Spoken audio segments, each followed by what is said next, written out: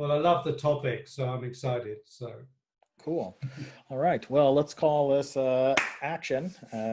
okay. All right. So thanks so much for joining me, Dave. Yeah. It's really great to have you here in this exploration, figuring out what we're going to do together, right? Yeah. To kick things off, we'll do that check-in, the 3, 2, 1. So who am I and identity?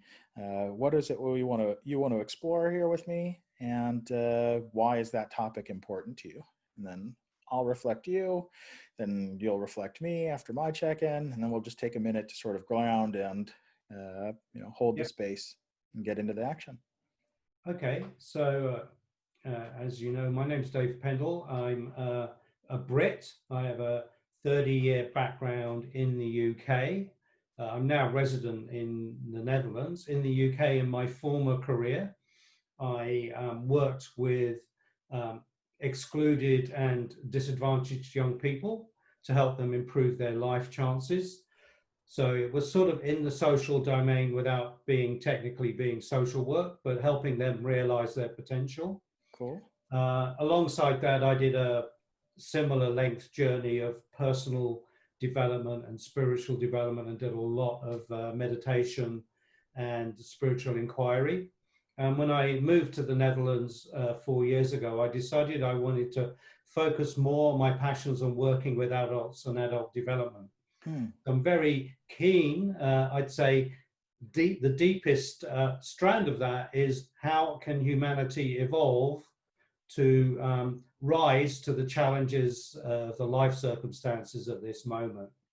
So there's personal development, but there's also collective development, and then there's how do we become our best, because I think we need to be our best to even begin to halt the destructive trends that we're now immersed in. So right. Stop breaking things first, and then yeah. Well, at least So, but I think also we just not a majority, but a significant minority need to be activating this sort of impulse for it to start to seed into culture.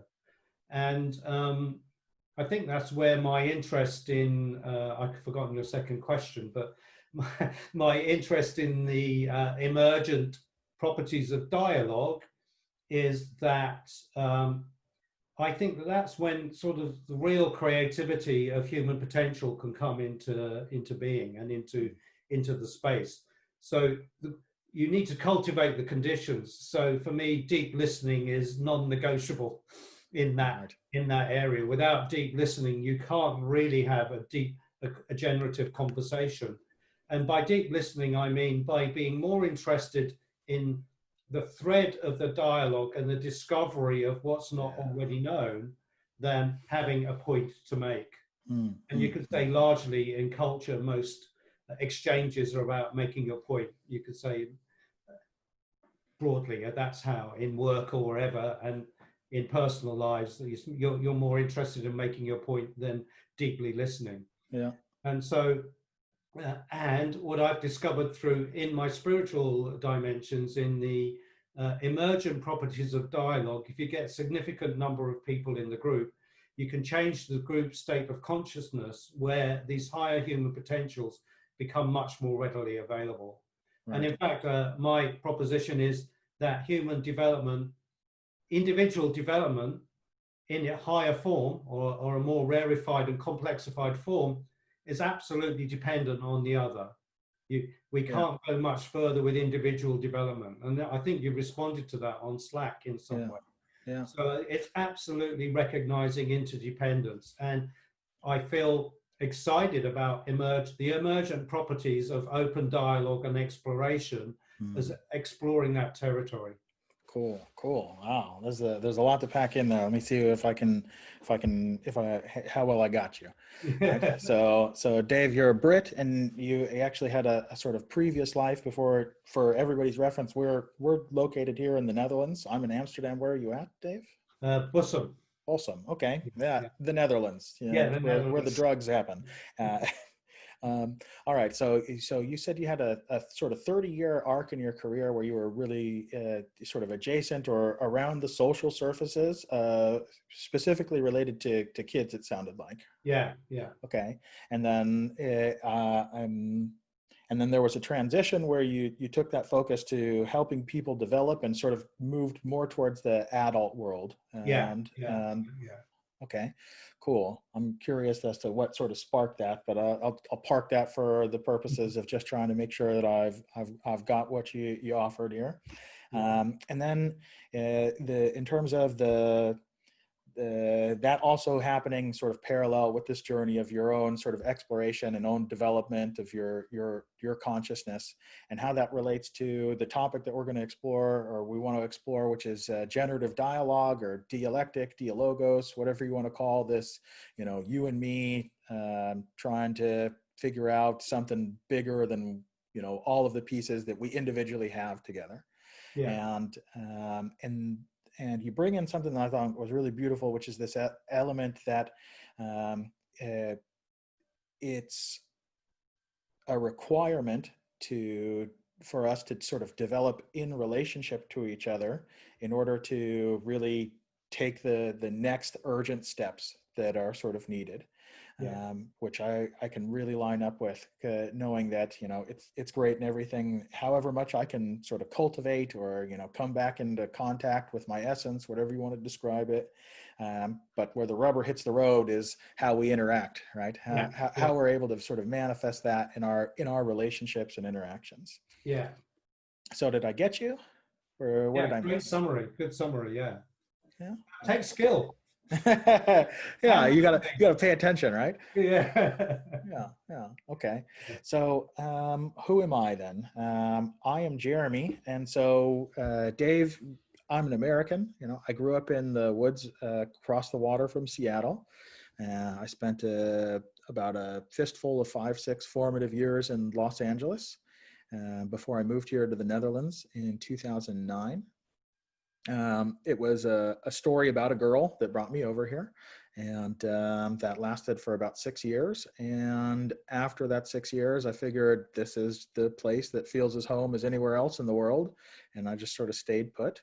And now I'm doing the local Amsterdammer thing, right? I got a wife and 2 kids. I'm raising 2 little Dutchmen, Dutch men and women, Dutch people, whatever, and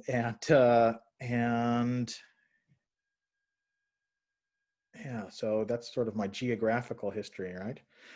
Who am I? So to sort of tie things together, what around our topic, what I've noticed and been thinking about a lot in the last couple of days is my relationship with this process of dialogue and exploration together with people, and I realize that I've been practicing this in some way, shape, or fashion for a long time. All of my best friends in the world were people that we just stayed up all night and just sort of were trying to synthesize the entire universe and, come up with the grand solution, as it were, right? At 4 o'clock in the morning, high on, caffeinated beverages and sugar mostly. But what I find is that who am I?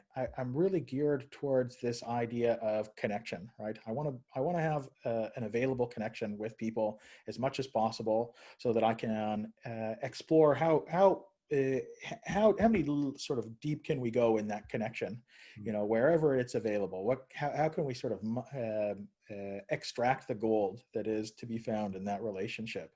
And and ultimately I think that's motivated by why is that important, is sort of motivated by this desire for a sense of belonging, right? Yeah. To sort of find that space of you're okay, I'm okay, right? And together we can sort of assuage or soothe that sort of hole at the center of our being that just never seems to fill up. But somehow when we're together, it seems to just sort of fade and become less relevant. So that's me. That's what I want to explore, and that's why I'm here. Okay, so I'm going to respond to what I resonate with rather than the actual things that you said. Cool. So of course, I identify with being a foreigner in a strange land, Yeah. and also you're further along in your journey of establishing yourself. And now this is home, which is an interesting transition in itself. This feels more home than the US or LA. Also, it seems relatively recent in terms of the discovery. Well, this more conscious interest in dialogue and how to discover oneself there. Yeah. It seems like you've had a history of exploration that you've really enjoyed and appreciated, and that's where you formed your deepest bonds. And now I think that where this nourishes you most deeply is in the, I would articulate as the feeling of non-separation that arises when you're together with deeply together with someone. And I would say then that ameliorates the alienation of modernity that it has eaten into our soul. Yeah. It has basically, we're living in that story of separation, and that is most of where culture's at. And we're not, even if you know that, you're not unaffected by it. And I also resonate with belonging, because in my own exploration, working with excluded youth, belonging is an important thing you need to provide so that they feel that they can start to develop. But also, I think there's a challenge for humanity, even those of us that are very smart and clever. There's something around, do we belong in life? And do we belong on the planet? Because if you look at the destruction we're doing, and you look at all the external evidence, a lot of smart people draw the conclusion, well, we shouldn't really be here, and if nature takes over, that's just our just deserts. Right. So I'm looking at how can we position that belonging that we really are, everyone's indigenous to the earth, and how can we own that? And but a lot of my ability to access that has come out of the deeper dialogue in that territory. Unless you have the deeper dialogue in this, what you described, those discoveries don't always come to light. Just because our individual consciousness can only encompass so much beauty or glory, or there's a limit. But with more people in a conducive space, you can experience these dynamics a lot more clearly. That's a good spot. Yeah, yeah, awesome. Well, and on that note, let's take a minute to sort of ground in, center in, however you like, and then we'll get on board for the continuation of the ride. Yeah.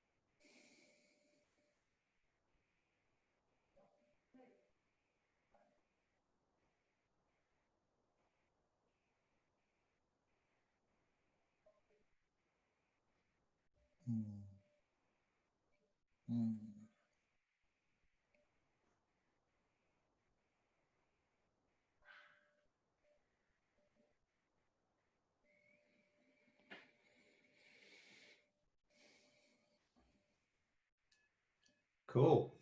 All right, and I'm here. So So you dropped us off in a really interesting space, which is that this idea of the necessity of sort of, I guess I think of it as almost a triangulation, right?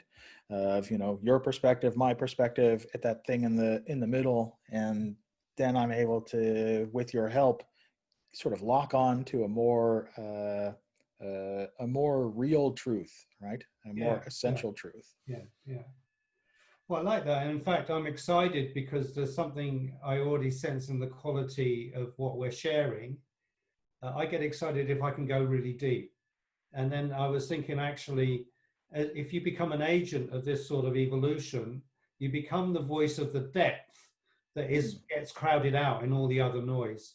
So actually that dialogue, Chris Patton last week ended, and what's the deeper point, Dave? Because he obviously clocked I was, you know, and in a way, a kind of so much dialogue, and what passes for dialogue or conversation tends to just reside on the surface or be relatively superficial, particularly given the moment we're in, you know, the COVID moment, the COVID pause. Right. Really, we should be really taking stock. But, you know, I sense generally a lot of, you know, even my friends and everyone, there's a tendency to sit and wait it out and see what happens. Right. Rather than let's have a radical rethink. Sure. But actually, that wasn't the point you brought in. No, I think it's an interesting point, right? I mean, what could be more salient and relevant to us than you know, 2020, than the big elephant in the room, right? Yeah. So yeah, that's an interesting point of that tendency to stay on the sort of surface level, to sort of stay in the practical space. That's the way I sort of think about it, right? It's much easier for folks to stay in that practical layer of, you know, this is what's happening, this is what we need to do, you know, let's be action oriented, you know, especially in the work I do with groups. I notice that there's a very strong impetus to really get to action as soon as humanly possible, right? So this space that you're sort of describing in the sort of COVIDness of 2020 is just sort of the Dutch word is uitstel. It's just the waiting to get back to action, so to speak. Exactly. Versus this exploration of you know, what's sort of going on here in a more essential way. And that's one of the reasons that I like Theory U, because when you engage with people, they're engaging a deeper part of themselves than if you just sort of normally meet them in a regular meetup or whatever. Right. And I mean, I'm comfortable in that because that's been my journey. You know, it's a good model, and it helps me connect with people all around the world with a similar sentiment about care for the planet. Right. But also it's a non-ordinary conversation because people suspend all that automatic behavior, and they thirst for it as well. A different conversation. The heart is thirsting for another way to be, you know. The yearning for a new way of being, for sure. I think it would be good to describe for anybody else who isn't familiar with a little bit about Theory U, which is interesting because that's where I know you from, right? The first message I sent you was, hey, I wanted to join the Eco to Eco or the Ego to Eco, the coaching circle. So Theory U is an output of the Presencing Institute, but more formally MIT. So it comes out of the Massachusetts Institute of Technology, and the person that formed it is a senior lecturer called Otto Scharmer, and it's his methodology for awareness-based systems change. So the notion that systems won't change unless the individual's hearts and minds and consciousness change. And without that shift, we'll keep repeating the same mistakes. Without a shift in consciousness and a shift in the heart, we won't produce anything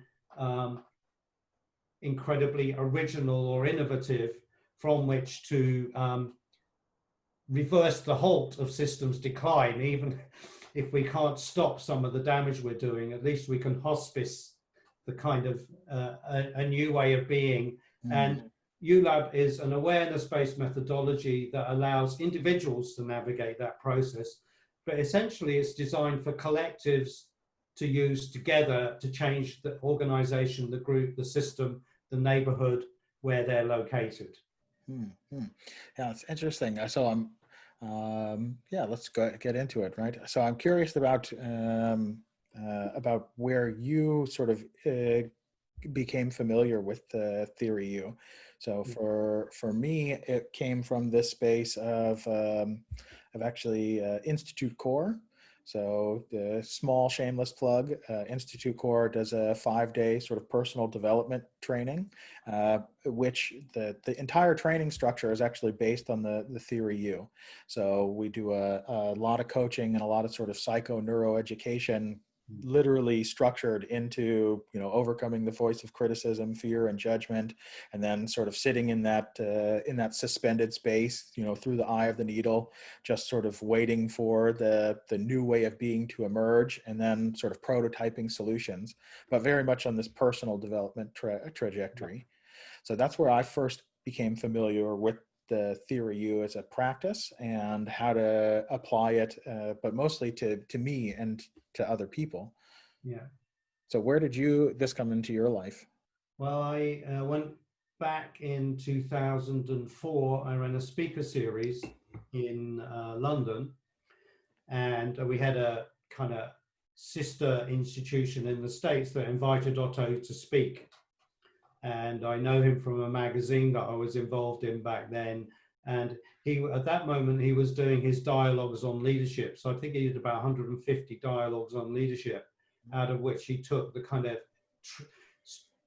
most resonant essences of truth, into which he formed U theory, out of which he developed U theory. Okay. So he was in development of U theory when he came on that speak. So that's when I knew about him. But I didn't really follow or do any of their courses until just 3 years ago or 4 years ago. And I tried for 5 years to sign up on the MOOC, but I was too busy in October to participate. Yeah. But 3 years ago, when I moved here, I thought, okay, I've got to do it now because I'm less preoccupied with my normal work. And now this is just ending the second year of my ULab Hub. But I'm confident in that place and that process because I've done that already. In a way, it resonates with what I've already done. Yeah. So I can lead and guide those processes because of my prior knowledge and experience and abilities. So some people, if it's the first time, you get quite confused going through it until you get. What do you mean I just wait? You know, what do you mean I just sort of hang out while all this stuff is going on in my brain and see if something else happens after that? Yeah.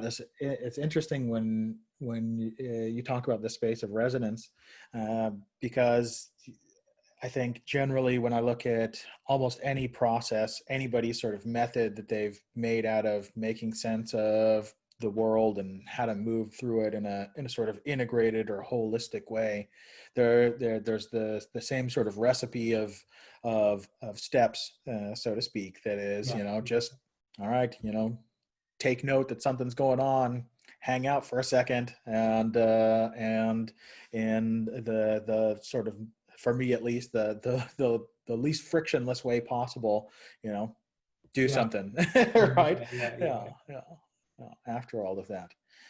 So I'm interested in sort of maybe pooling your knowledge and information about, so what is it that's sort of required to get us, to enable us to find these spaces where these exceptional dialogues are made possible, right? So what I notice is that there's a sort of skillfulness that's required to really hold the space, so to speak, right? To you know, really sort of listen, right? And to create some container of opportunity where something else that is not known has the opportunity to sort of reveal itself. Yeah, I completely agree with that. I think that there's a kind of I'd say is, if you're holding space in the way you're describing, which is sort of holding the rhythm and the pattern and the safety and the structure of the container loosely. It's not about being, it's certainly not about control, because we don't need more control. What we need, something beautiful must happen here, right? Yeah, exactly. Yeah. It's about letting go of control, but holding that, but also having a very clear intention. So having, even if you don't know what it is, but you've got a clear intention or sense of what it is can be happening in the space. And I think when that's jointly held, there's more possibility for that to happen. So then what happens is, whatever level somebody's at, they're not excluded, because maybe they're less familiar with the process. Right. They're less familiar or less comfortable. They're able to enter the level with which resonates or they have access to in that moment. So then the kind of quality of, there's greater quality of shared participation than you would have, in a regular meeting or regular conversation where, the mouthy ones, usually dominate and without much,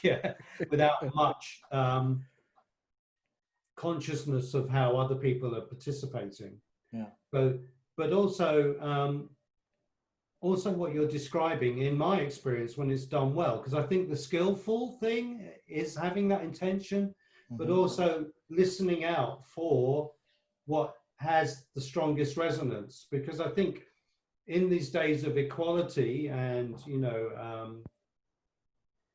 equal opportunity, there's a risk of flattening out and not hearing what depth is, because everybody's opinion has equal weight and value. Right. Yeah.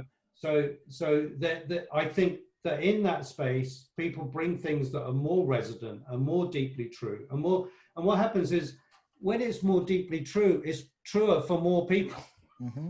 Sure. What I think you're referring to in terms of, okay, let's get to the real truth, which is a truth that transcends an individual point of view or truth or relative experience, that somehow underlies the universal dynamics of human experience. And to me, when the dialogue, when that happens, then the separation decreases, because then you feel like, oh, we're all part of this wonderful human universal experience. And I experienced, my expression of it is this particular flavor, but look, there's that flavor over there, and there's another flavor of anxiety over there, or there's another flavor of wonder and awe over there. And then the artificial barriers that modernity was placed us in start to dissolve, and we can feel we have much more in common with other human beings than we normally would. For sure. So that space of of recognition that, oh wow, you are speaking to my experience, in a way in which is unique and did not ever occur to me, but is so sort of on the nose that is yep, that's it. That's exactly what I'm talking about. I didn't know that I wanted to say that. And so talking about this is also really fascinating when you talk about this sort of finding that vein, as I guess the word that instantly comes up, right? So I'm thinking of mining and, digging through, earth and, tearing things away, and then bam, right before your nose sort of reveals itself, this vein of pure solid gold. It's just there's the mother lode. Yeah, the kind of tectonic plates of human existence. You kind of, it requires, open consciousness to find those things. But if the space is being held and there's sufficient quality of contribution, you don't need, it emerges between you, and it's much more accessible, because you're holding that space with that intention and you're doing it skillfully. So therefore there's greater chance of connection between people that transcends your kind of normal everyday experience of aloneness. right? It's sometimes it's really it feels like hard work to find that space, and Yeah, sometimes it feels like remarkably easy. Like, hey, yeah, boom, we just popped. I was just walking down the street, and then boom, it just popped right in front of yeah, me. yeah, yeah, yeah, yeah. Mm, mm, mm. And so it's funny that you bring in also this the this topic that I feel is almost pregnant, so to speak, that is also in the this era that we sort of find ourselves in of you know, we're of equality, right? How do we have um, exchanges that, especially in the equality that we're talking about, which is really based on so much pain, right? How do we have exchanges that allow us to sort of move past the individual and collective trauma that we've sort of built up, and allows us to get somewhere other than my pain is bigger than your pain. You couldn't possibly understand mine. Yeah, yeah, yeah, yeah. Well, that's really interesting, and I think actually, you know, that describes a lot of the sort of dynamics around populism and politics and identity politics, Mm. in a way, where the exclusivity of individual experience and trauma is prioritized over all other experience, Mm. and has more validity than Yeah. you know. So there's something about the collective conversation that joins those dots up hasn't begun, Mm. because and to me actually it requires this deeper sense of existence. It won't actually, those wounds, I mean, you know, you need, I think, for example, if you've really suffered and you seek out help, and some of the best help comes from mutual help, it comes from other people that have had the same experience. Mm. So then you're equalized by your experience of alcoholism, mental health problems, or whatever it is you're doing as a self-help group, or whether it's Alcoholics Anonymous. That's mutual self-help, and that is incredibly powerful. Mm. But that becomes of, oh, the group recognizes, there's this recognition, oh, I'm not the only one Yeah. that suffered, and this is, everybody's ruined their relationships or Exactly. lost their job or been homeless. So in a way, that shared experience allows people to gives people strength to make different decisions. Yeah.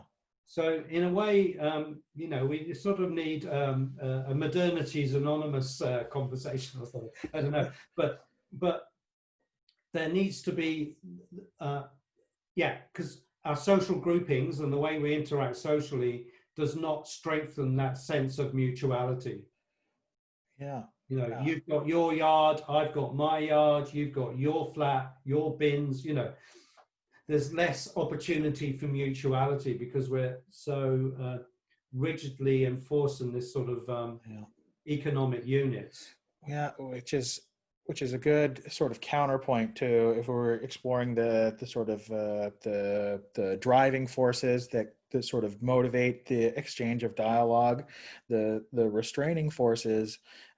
Definitely, the one that pops out of what you're describing for me is the desire to be heard, right? Yeah, Because yeah, I think that's yeah, that to me is the sort of red thread that is behind this, you know, hear my pain, and the sort yeah, of reopening of the wound that is the pain in a yeah, way that doesn't do that thing that you're describing that, you know, enables me to heal it and move past it, but really just instantiates and reifies all of the sort of victimization that comes with that sensation of being overwhelmed, right? yeah, And so that desire to hear my pain, hear my trauma, yeah, right? Hear, you know, hear my story because it's, you know, because it, in one way, it's so, I'm trying to sort of nail down on what's the difference there, because it is that element of being seen and heard that it enables the sort of closing together of the wound and the yeah, yeah, scarring over, but it's a very different thing than, you know, hear my pain, hear my trauma. yeah. Well, I think, you know, truth and reconciliation, and in Rwanda after the genocide, they already had a cultural tradition of talking circles or whatever, you know, from their history. Mm-hmm. They reified Okay. it for those political circumstances, and they used it. And I've heard videos of witnesses that went through the most unbelievable, unthinkable trauma and abuse in that, actually resolved it through just saying it through into the council or into the group, you know, to bring in, to bear witness to the fact that my brother, my mother, my father, they were shot in front of me, they were dragged, whatever it was. Right. But I think, you know, what you're pointing to, which is, I think, is absolutely essential in public life, is listening to heal, not listening to fix. Right. But listening a sort of politicians that are willing to just hear, or, you know, are the colonials or white people willing to just hear black people's pain? I think that would shift a lot. You know, if Yeah. you were just willing to hear it. I actually had John Lewis describe a situation where that happened. He brings tears to your eyes. It was on a podcast with Krista Tippett, but he described what happened in a public event where that actual real listening, it wasn't listening to fix the politics or listening to get it over with, it was actual real exchange. And that had an incredibly healing impact. So there's some very simple tools that are being overlooked in the rush to try and fix, like you're describing, the kind of, we must make the pain go away.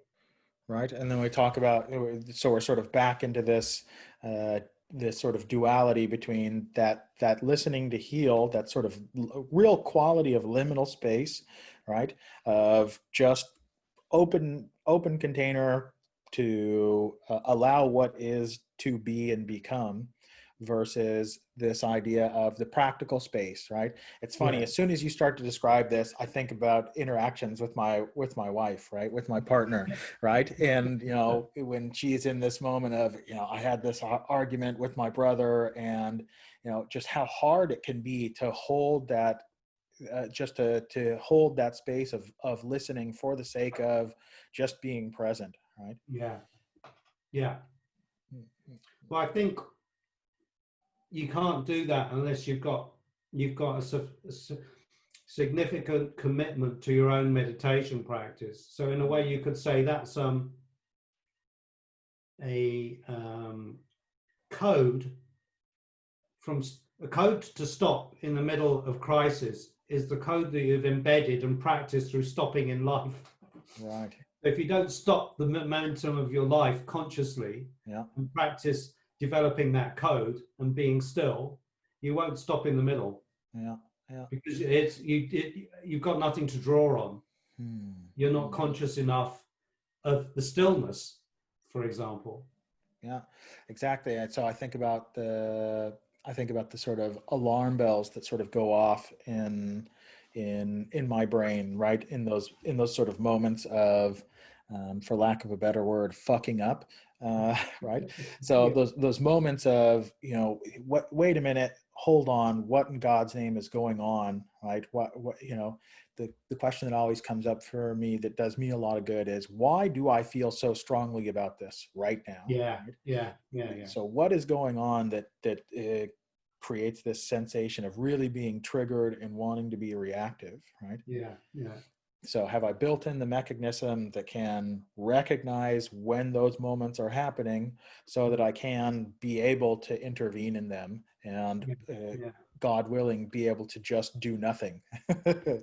Well, sometimes just the fact that the question occurred is like the biggest step. You know, just because it means that there's some distance between being completely immersed and victimized by what's occurring in your experience and recognizing, oh, there's a pattern happening.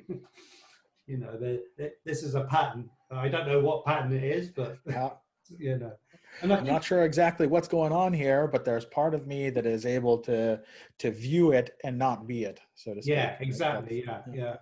And that, and also I think, you know, part of our evolution of humans as primates is,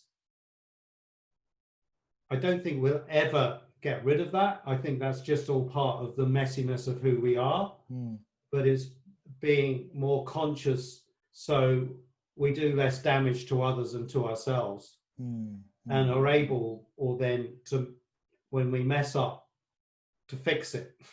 Right. Yeah. Because there's a lack of conscience these days about messing up and then not fixing it, not putting it right, or not doing reparation or restoration to whoever is damaged as a result of what we've done. Or, and there's sort of ways of doing that very manipulatively as well. Right. Superficially, so to speak. Yeah. Sort of not really feeling it. Yeah. So that's just interesting, right? So then it seems like we've come up with a sort of another sort of required skill set or element of this exchange, of this dialogue, which is the ability to recognize when we're out of relationship and to figure out how to sort of drop down and find a way to repair the contact between us, so that we can get back into the space where, oh no, we're actually on the same page. We're still here on the same team, trying to get more or less to the same place or make sense of the same kind of stuff, right? Yeah, I think rupture, mostly, unless you're in a very conscious group, but then, in conscious groups or whatever, there's kind of blind spots as well. But, for sure. But I think ruptures are unavoidable, but the human part is making good. Yeah. Humanizing ourselves by having some humility and admitting we've got faults, Right. That takes vulnerability, but a kind of core moral, spiritual strength to be able to admit it. But because of how complex we are, not let it damage our conclusions about who we are and what we are. So right. Not draw like profound conclusions that I am a terrible person. Exactly. Because once it's difficult to disambiguate from messing up and then drawing the conclusion, that you're good or you're evil or whatever. That's the mechanism we tend to be immersed in, is drawing massive conclusions about life or about ourselves as a result of powerful experience. Or on the result of powerful experience that represents tiny slivers of overall information, right? This one meaningful experience, it's just one instance in a sea of my experiences, but this one means something. This one is impactful. Yeah, no, exactly. We choose to associate meaning, particularly because it's a powerful one. Yeah. We associate more meaning to our powerful experiences. But what I've discovered in my is to notice that mechanism and not give it too much importance. Yeah, so this reminds me of one of the practices that I really love is system-centered therapy. Was developed by Yvonne Azagarian. It's I'm butchering that either way, but it's fine. I love her. Rest in peace. Right, and an essential element of that practice is to instead of enacting our triggers, so to speak, and even instead of sort of explaining the triggers, but really to explore the triggers, right? Once more in this very dialectic space of, hey, I simply noticed, right, that here I am with this sensation of irritation, and whatever that, and we're sort of wherever that leads to, right? So where did it come from? What's going on there? And that process I've found to be particularly powerful in sort of getting back to, well, not even getting back to, finding a space to get out, to avoid the sort of siphoning that information out of the context, right? To avoid the avoidance, right? So we're making really direct contact with that point of pain, and but exploring that in a deeply curious way that enables us to really integrate it and then use that information to do whatever, right? Well, I think there's growing sophistication on responding to stress or distress as information, as you probably know from the world of holacracy, sociocracy, where tensions become the kind of fuel for what the organization does next, or the exploration of those tensions. And I think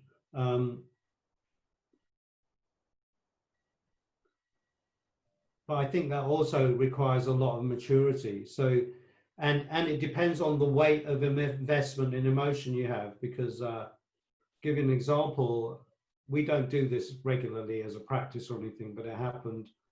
My wife just said to me, "Oh, I need to talk to you," one morning, and I was like, "Okay." Oh dear. Yeah. And then she said, "Well, I'm just not happy with how we are as a couple at the moment."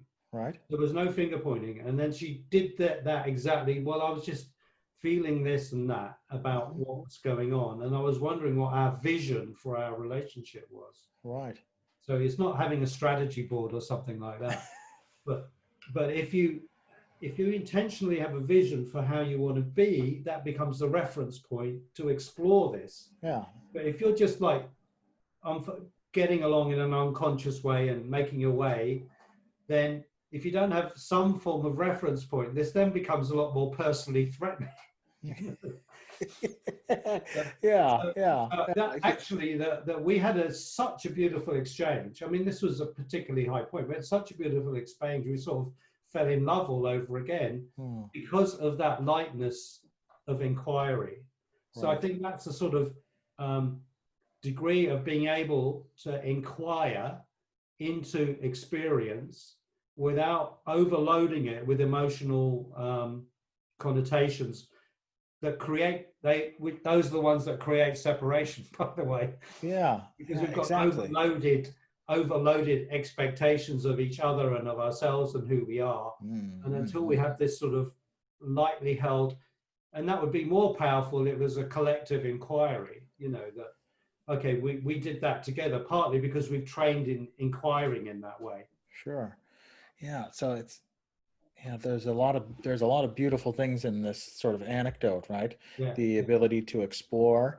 And what I like is how you point at the opposite as well, is that it is in those moments of sort of enacting that triggered state of, you know, disappointment, frustration, you know, whatever, you know, label you want to put on the concept of the experience, right?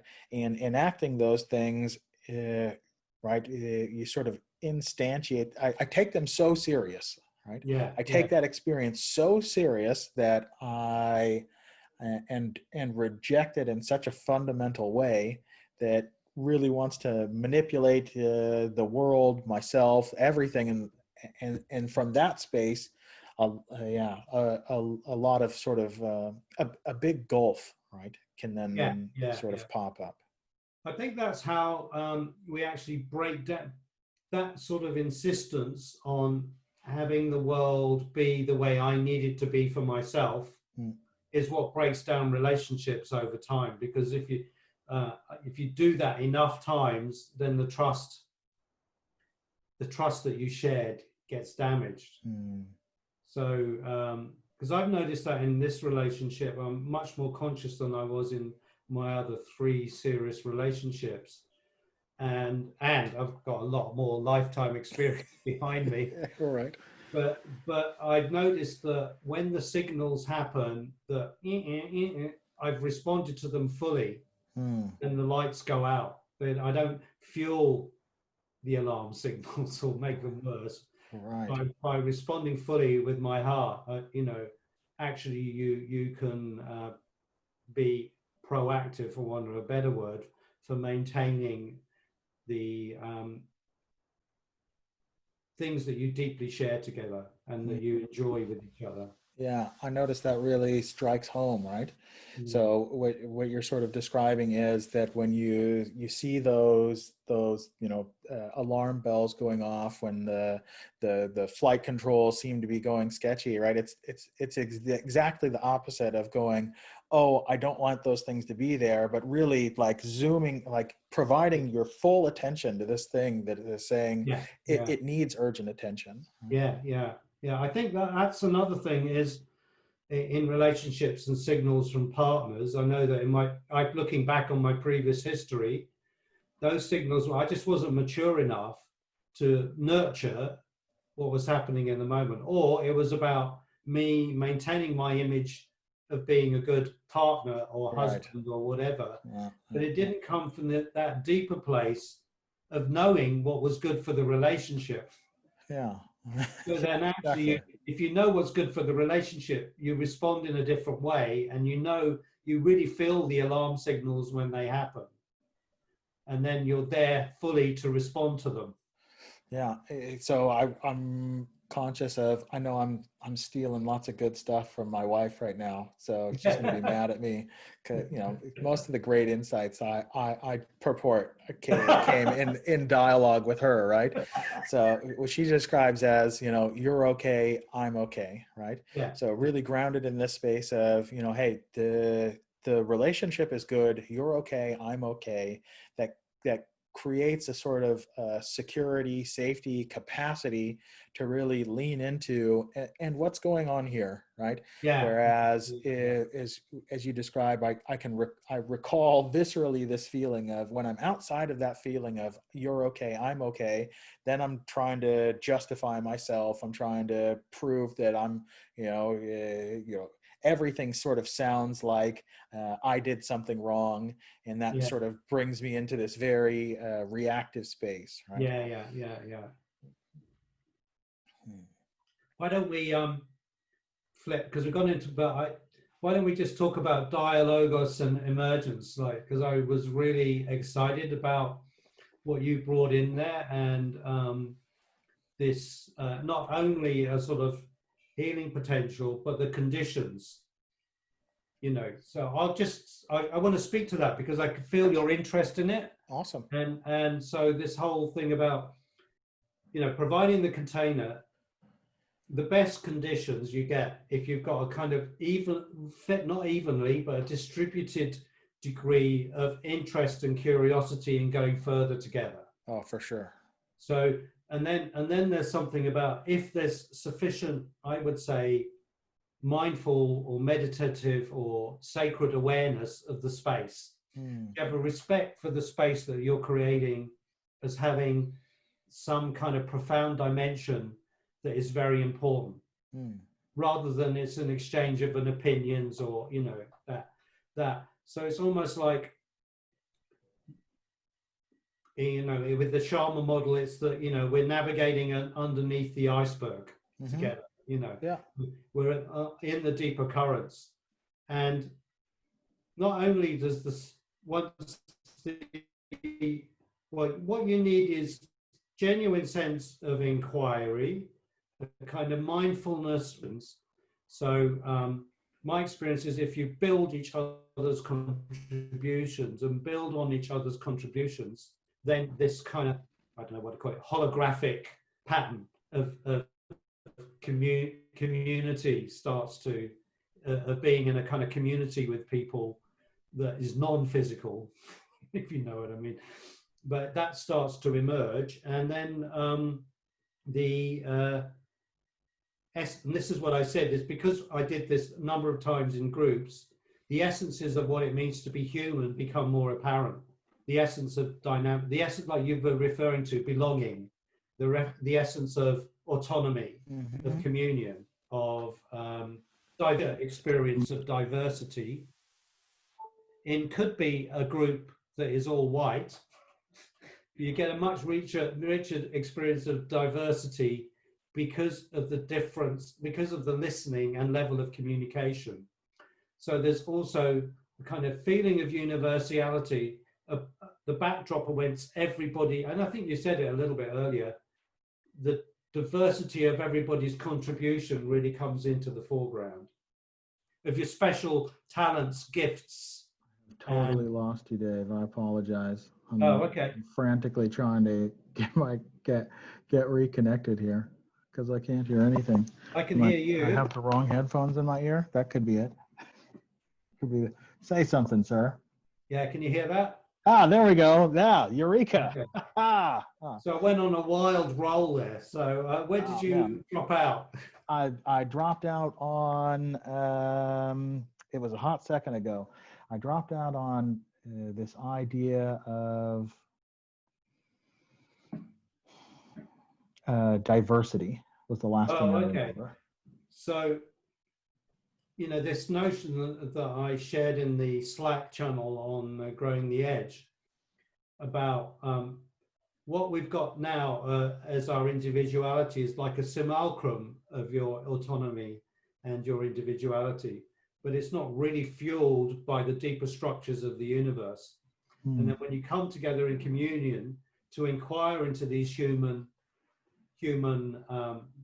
dynamics of what it means to be human, you're fuller, more awake. Your gifts, your dispositions, they all are amplified by being in that sort of group. So because I'm highly trained in that, when I go into groups, I always try to respond as if that's there. Respond as if that degree of consciousness is there. I always try to bring that consciousness to the groups that I'm in, because it actually excites me most, and it's really unknown.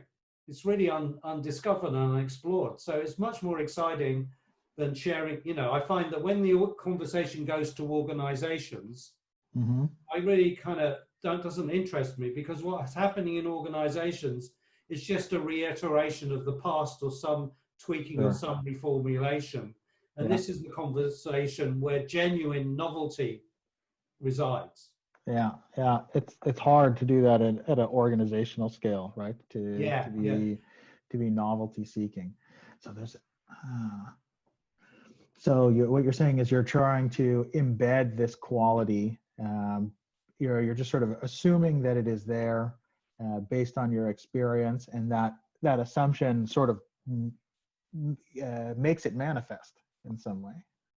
Yeah, I think it's less an assumption. It's more my truth or my subjective experience of reality gives me trust. And then also all the skills and knowledge and experiences help me listen for what is most resonant for me in the moment. And then that's why I call my business Generative View, because it's all about adding life, adding wisdom, adding the best that I can in whatever circumstance I'm in. So always trying to add value and grow, whatever circumstance I'm in, even if it doesn't seem conducive and I have to rein in my contribution. I try to give my most authentic take that I can in relationship to what's happening in that space. Yeah, I can relate to this sensation of being that authentic thing not being conducive in some way. So there's also something you brought in that I think really resonates with me, is this idea of the schism between autonomy and connection, right? So to think that I am, again, we come back to this pattern of being alone and isolated and, you know, just an island of myself, that I can be totally free when I have no consequences, when I experience no consequences for my actions. But that's the exact opposite of being true, is but when I can feel that I am totally free and have as direct a link as I can to the consequences of enacting that freedom in relationship to you, then I'm really able to sort of to be and have some experience for what I'm being, what it does to other folks, right? What it does to the environment, you know, what are the results of what I'm being?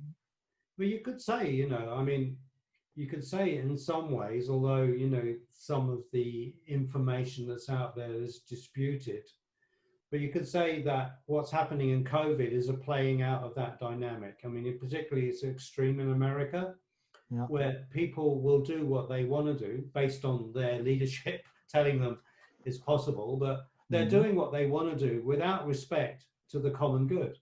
And to me, that's the kind of worst consequences of the story of separation that's come out of modernity, is that we feel free enough that we feel that our autonomy has no consequences for anyone else. But actually COVID is telling us that sort of autonomy can have consequences. Yeah, that's you can say in a way that's a kernel of the lesson of am I willing to engage in some set degree of self-restraint to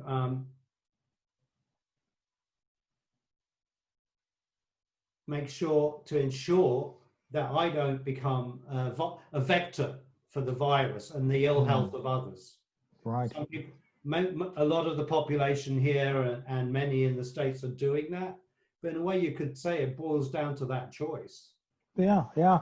And what's interesting is that sort of mirrors this this conversation I had with Matt Barnaby yesterday, literally, where we were talking about, and it's funny that you bring in also the sort of the lack of capacity that exists at an organizational scale, for this practice, because at an sort of organizational scale, I can definitely recognize that I have very little faith.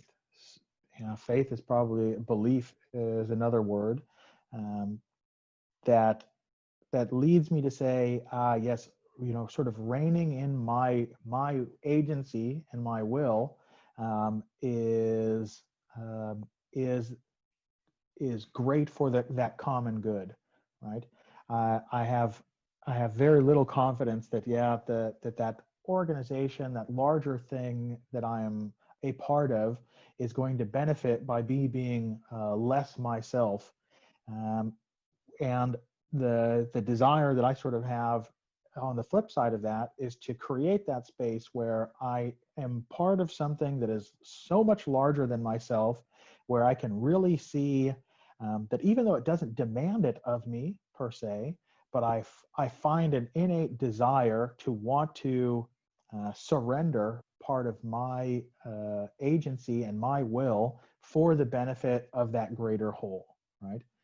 That is gold for me. The way that you put that is gold. In a way, you could say, if the species to evolve, it needs a certain degree of people to feel that. And this is not the thing. I think the difference is, up until this degree of complexity of human evolution, those restraints have been legislated for and imposed externally.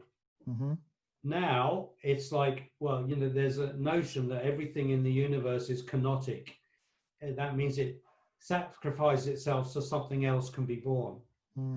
So that's what you're expressing there, is a desire, an intrinsic desire. You called it intrinsic. So something inside humans that is willing to sacrifice something or give up something so something more can be born.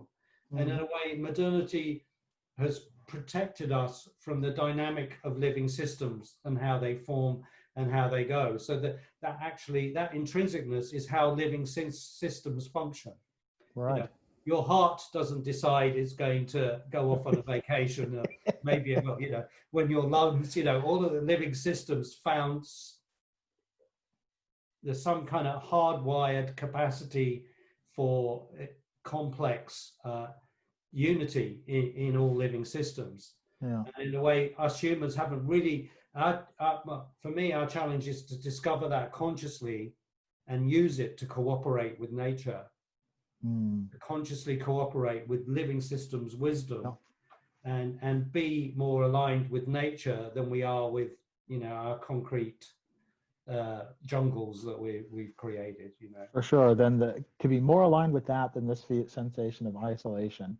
So the way that I think of it, if we sort of bring it back to the sort of totality of things, the COVIDness, the coming collapse that is the next 10 years of economic and ecological and social institutions, so to speak, the realization that I hope that we're sort of moving towards is this one that is the recognition of this deep interdependence that you bring in, that really helps me to enact that recognition that we're in this thing together, right? Yeah. So that the better care I take of you and the more you thrive, the more I'm able to benefit from you being in this better state and having more capacity to, again, care for all of us together and to really, you know, it's funny, I imagine like what's going to happen when somebody uses the smarts of Facebook to, instead of, you know, hack my attention, but to offer me value of introducing me to the things and people that I need when I need them, and at the same time to introduce the quality and characteristics that I have to other people when they need that, right? When we're actually caring for each other in a very generative way. It's funny you should say that. I mean, I don't know how valid or relevant it is, but I saw a video from Vishen Lakhani, who's the founder of Mind Valley, who's always in my, they're always, posts are always in my timeline because of my interests. And he was proposing just that. I don't know. Yeah, well, there you go. That's in it. That's in his vision, and it's sort of moving away from the superficiality, but connecting you where you really share the similar values. I mean, God knows how it will all work. And Silicon Valley's made a lot of F-ups in this whole area. But I love what you said. And then some of that, you know, because you know, African nations have Ubuntu. I am because you are. So it's not just us humans, but also we're all suffering and ill because there isn't enough biodiversity on the planet. We're all interconnected with that degree of biodiversity, and we haven't woken up to the fact that we're damaged because of it. And life and the whole thrivability of life is dependent on, you know, what you described is how a natural system helps each other thrive, how natural systems, ecological systems thrive and support one another, like, I don't know, mushrooms or trees or whatever. They recognize that they share something together and they help one another. Yeah, and then I come back, I find myself wanting to sort of, I've drifted into my happy space of abstraction, right? And I want to figure out how to come back down to to our sort of our exploration in generative dialogues, right? Yeah. So to bring this back in, these generative dialogues are sort of the way, seem like to me, a way in which we can practice this this macro scale thing that I think we have a desire for, but at a scale which is actually much more attainable, right? Yeah. In the relationship between, you know, me and you and, you know, the small group of people that we can fit into one room, maintaining a 2 meter or 1.5 meter distance, of course, right? So, yeah. Well, I think also, I think there are invisible scales to this that may make things more possible because it's being seeded in consciousness. You may not need to bring 2 billion people together to do this. We've got there's a kind of leverage that happens in systems change if the kind of most active players that are most awake and alive to the system move into this. That may be enough to shift all the general trends in a new direction. I hope so, because if we need like physical numbers and majority, we're too late. Yeah, there has to be some invisible sort of fractal dynamic that gets reflected, that isn't the sort of part of the energies of information and non-physical systems that help this problem. And also for me, and what all of that's done for me is I have a deep, despite all the evidence to the contrary, I have a deep trust in the life process in humanity.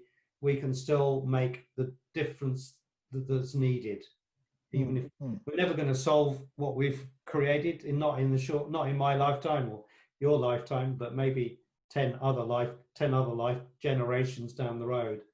But we can begin the momentum in that direction. I've still got confidence in that. Yeah, for sure. So you're sort of speaking to this, to me, what I translate is to this sort of non-linearity or sort of network effects, right? Yeah. So that it's not a requirement that we get sort of everybody on one big boat, but that that by actually a pretty minimal percentage of the overall group can shift things in a very meaningful way, right? Yeah. So I also think of this idea, this sense of sort of kairos, right? Yeah. These kairotic instances, these moments of looking for exceptional opportunities that allows this this new way of being, or this shift, this transition, for this evolution in consciousness to sort of so John Vervaeke would describe it as or as stealing the culture, right? Yeah. To find or create an opportunity where this new thing can sort of hijack the collective consciousness and just sort of slingshot it in a whole new direction or way. Well, as my friend George Paul calls it, an ecosystem of influence. Yeah. So building ecosystems of influence that kind of shift the trend. Yeah, for sure. Yeah, hopefully functional ones, less QAnon and more this, I think. Yeah. Yeah, yeah. We need a lot more of this to combat QAnon. Yeah.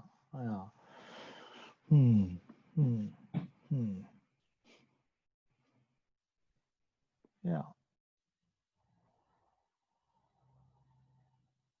I don't know. That feels like a good space, Dave.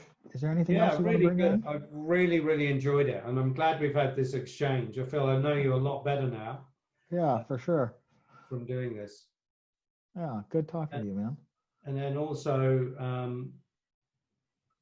I get a sense of the work you're trying to do just through this conversation. What you're trying to do in the world and the activities that you're engaged in. Yeah. I think I think of it as more that how I'm trying to do the work, right? So the work yesterday was determined as to create that thing that I want to surrender myself to. So that's ultimately the work that I think sort of lies before me. Yeah, beautiful. So awesome, Dave. Good talking to you, man. Do you want to plug anything for anybody else out there who's listening? What are you up to? Where can they find you? Yeah, I don't have a website yet because I'm not that great in the digital side, but I have a Facebook page, Generative View. And I'm also starting a course with Campus Co-Evolve called The Art and Practice of Generative Leadership, which is about first leading self, leading others to change systems. So I, we, it's kind of model of moving through the world. Firstly, getting to know yourself in this deeper way that we've been talking about, and then move from that space, lead. So it's not about position or power. It's about leading yourself. Yeah, exactly. I always think of it as like, let me manage myself, and maybe if I can manage myself, I might be able to inspire something else out there. But exactly. Yeah, let's make sure this thing's get at least well taken care of, right? Cool. Awesome. Well, thanks so much for talking to you, Dave. Yeah, man. thank you. Let's do this again sometime, man. Be good. Yeah, I'd love to. Yeah. Okay. Bye. Care, bye-bye. Bye. All right. I guess that's me here back in my house all by myself. My name's Jeremy. That was my dude, Dave. Track him down on Facebook, LinkedIn, wherever, and be good to yourselves. Gushes. Oh, and thanks very much for your time, attention, and energy. Make sure you like and subscribe. Leave a comment about a particular frame where you had an insight, emotion, sensation, physical or otherwise, and maybe we'll see you around.